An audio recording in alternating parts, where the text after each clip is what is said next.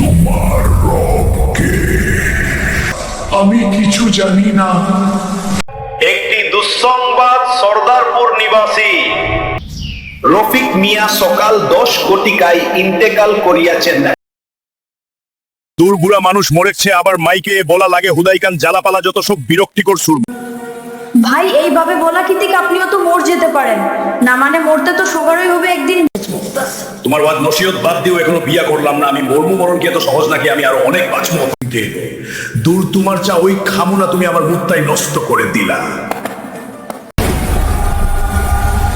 একটি দুঃসংবাদ সর্দারপুর নিবাসী আসলাম ভাই সন্ধ্যা 6 ঘটিকায় গাড়ি অ্যাক্সিডেন্টে মারা যান।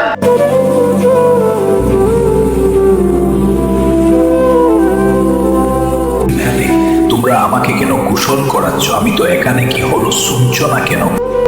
তোমরা আমাকে কই নিয়ে যাচ্ছ? আমি তো এখানে, কি হলো? আমাকে তোমরা কই নিয়ে যাও? শোনো, তোমরা আমাকে কবরে রাখছো কেন? আমি তো এখানে, কি হলো? কথা বলছো না কেন? তোমরা আমাকে রেখে চলে যাচ্ছ কেন? আমার খুব ভয় করছে।